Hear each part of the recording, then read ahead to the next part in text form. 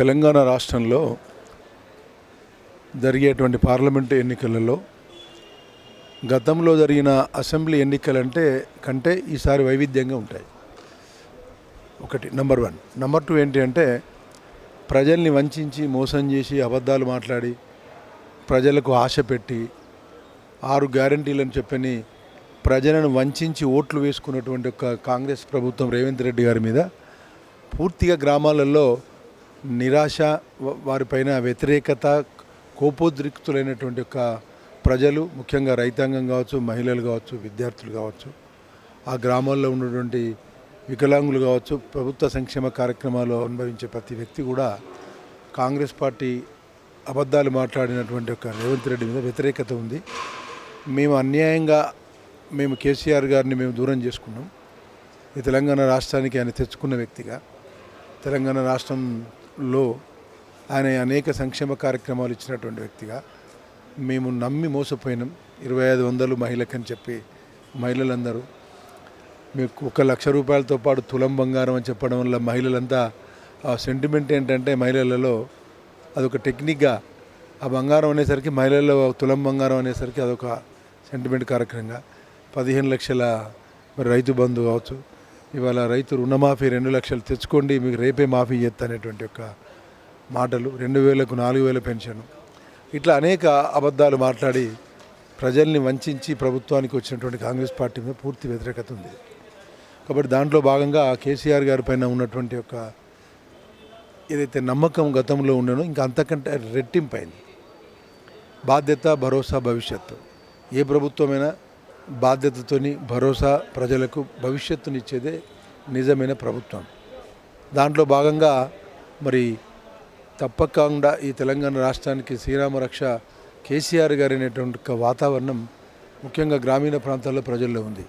2-3 విషయాలు మీరు చూస్తూ ఉన్నారు. కరెంటు కొరత ఏర్పడ్డది, చెరువులన్నీ ఎండిపోయినాయి, మంచినీళ్ళు లేవు, వాళ్ళు ఇష్టమైనటువంటి పెన్షన్లు లేవు, వాళ్ళు ఇష్టమైనటువంటి సంక్షేమ కార్యక్రమాలు, తులం బంగారం కావచ్చు, డబుల్ పెన్షన్ కావచ్చు, రైతు రుణమాఫీ కావచ్చు, నీకు ఎన్నో అన్ని కార్యక్రమాల్లో కూడా ఒక్కటి కూడా వాళ్ళు సఫలీకృతం చేయలేకపోయినారు. వాళ్ళు వీటన్నిటికి కారణంగా మాకు డబుల్ డిజిట్ అంటే బీఆర్ఎస్ పార్టీ పక్షంగా ఒక 10 నుంచి 12 సీట్లు వచ్చేటువంటి ఒక అవకాశాలు ఉన్నాయటువంటి ఒక పరిస్థితి. మరి వాళ్ళు మీ సోషల్ మీడియా ద్వారా ప్రజల అభిప్రాయాలు, ప్రజలకు ఉండేటువంటి స్పందన, గ్రామాల్లో ఉండే స్పందన మరి అనిపిస్తూ ఉంది.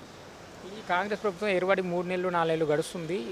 ఈ ప్రభుత్వం పైన ఉన్న వ్యతిరేకత ఇక్కడ బీఆర్ఎస్ పార్టీకి కలిసి వచ్చే అవకాశం ఉందా, లేకుంటే కేంద్రంలో అధికారంలో ఉన్న బీజేపీ పార్టీకి కలిసి వచ్చే అవకాశం ఉండొచ్చు అనుకోవచ్చు? ఇప్పుడు మీరు 2-3 విషయాలు మీ ద్వారా మేము చెప్పాల్సిన బాధ్యత ఉంది. వ్యతిరేకత కలిసి వస్తుంది అనేది కాదు. మాకు 39 సీట్లు మాకు బీఆర్ఎస్ పార్టీకి 39 సీట్లు వచ్చినాయి. మనం విశ్లేషణ చేసుకోవాల్సిన బాధ్యత ఉంది. డిపాజిట్లు గతంలో భారతీయ జనతా పార్టీకి డిపాజిట్లు గల్లంత సందర్భాలు తెలుసు మీకు. హైదరాబాద్లో 1 సీటు కూడా కాంగ్రెస్ పార్టీకి రాలేదు. కాబట్టి ఇక్కడ వ్యతిరేకత ఉన్నదని కాదు, అబద్ధాలు మాట్లాడి సంక్షేమ కార్యక్రమాలను మోసం చేసి వాళ్ళు ఓట్లు వేసుకున్నారు. కాబట్టి కంపల్సరిగా ప్రజలందరి ఆలోచన, ముఖ్యంగా రైతాంగం కావచ్చు, గ్రామీణ వాతావరణంలో ఉన్నటువంటి ప్రజలందరూ మళ్ళీ కేసీఆర్ గారే పరిపాలించాలి, పార్లమెంట్లో గొంతు వినిపించాలి, తెలంగాణ కోసం వినిపించాలనే ఆలోచన ఒకటి. తర్వాత నీళ్లు, మరి ఏదైతే గోదావరి నదీ జలాల అనుసంధానం చేసి కేంద్రం పట్టుకపోద్దనే ఆలోచనతో ఒకటి.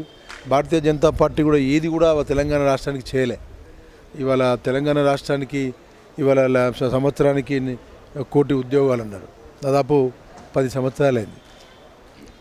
ఆ 10 కోట్ల ఉద్యోగాలు, చాలా ఎన్నో కార్యక్రమాలు వాళ్ళు ఇచ్చినటువంటి సందర్భాల్లో ఏది కూడా ప్రజలకు నమ్మకం లేదు. కాబట్టి మాకు ఉన్నది ఏంటంటే బీఆర్ఎస్కే ప్రజలు ఎక్కువ మొగ్గు చూపుతున్నారనేటువంటి భావన నాకు అనిపిస్తుంది. బీఆర్ఎస్ 10 ఏళ్ల పాలనలో 100 ఏళ్ల విధ్వంసం చేసిందని చెప్పి రేవంత్ రెడ్డి గారు మాట్లాడుతున్నారు కదా, మరి దాన్ని ఎట్లా? ఇప్పుడు విధ్వంసం అనేది మీరు కళ్ళ ముందు చూస్తాను. హైదరాబాద్ నగరంలో అది మాట్లాడడంలో అర్థం లేని మాట. హైదరాబాద్ నగరం ఉంది, ఏ రోజైనా శాంతి భద్రత విఘాతం ఉందా? ఏ రోజైనా లాఠీ చార్జ్ జరిగిందా? హైదరాబాద్ నగరంలో టీమ్స్ పెట్టి హైదరాబాద్ నగరాన్ని ప్రపంచ చిత్రపటంలో అనేక సంక్షేమ ఉదాహరణకు ఇవాళ ఉన్నటువంటి ఒక పోలీస్ కమాండ్ కంట్రోల్, ఇలా సెక్రటరియట్ కావచ్చు, అసలు ఇక్కడ జరిగినటువంటి ఒక ఎన్నో ఫ్లైఓవర్ కార్యక్రమాలు కావచ్చు, ఎన్నో ఐటీ కారిడార్స్, అసలు లక్షలాది ఉద్యోగాలు హైదరాబాద్ నగరంగా ఒక భారతదేశంలో మొత్తం ఉద్యోగాలలో 40% మరి ప్రైవేట్ ఐటీ ఉద్యోగాలు హైదరాబాద్లో మరి రావడం జరుగుతుంది.